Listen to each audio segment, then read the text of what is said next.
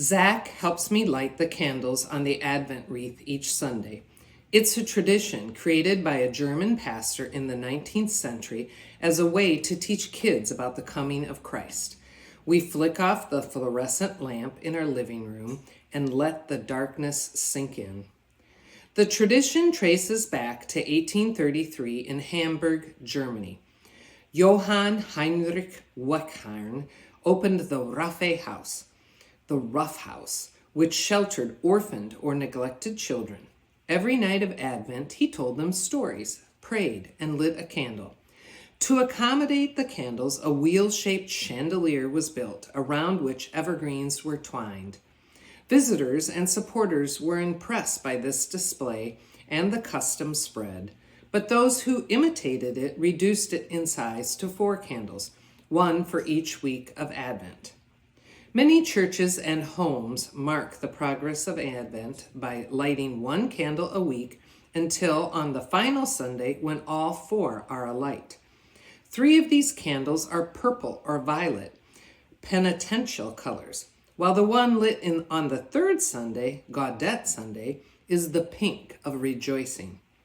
After Christmas, these candles are often replaced with white ones.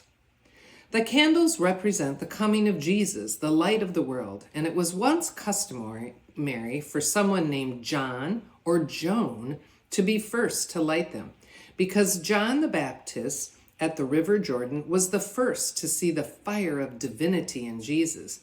And John the Evangelist began his gospel by referring to Jesus as the light. The wreath is an ancient symbol of victory, while the greenery represents the everlasting life.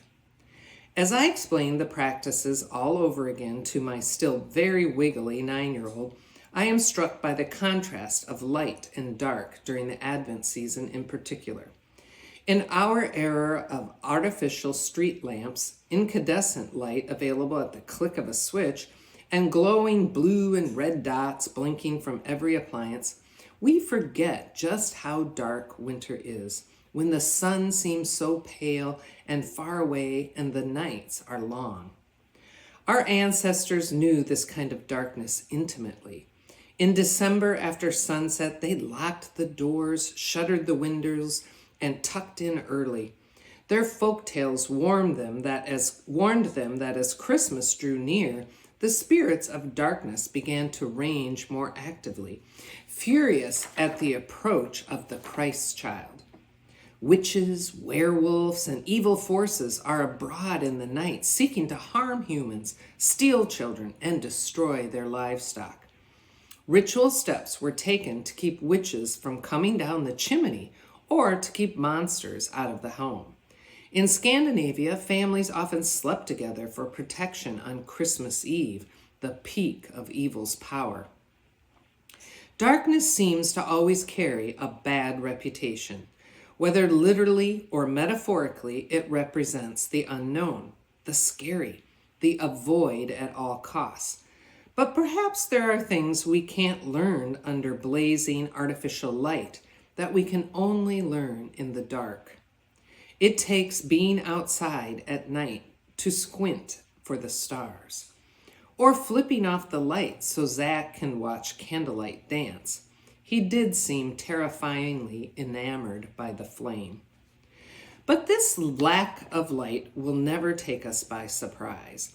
We know that we are born into a broken world, that violence and sin are daily constants in life on planet Earth, and that it took a hideous death of an innocent man to free us.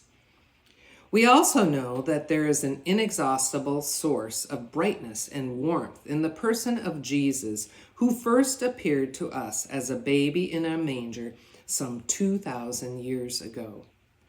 The arrival of Jesus was preceded by a light in the heavens that guided the Magi and was hailed by an old wise man in the temple as the appearance of a light unto the Gentiles.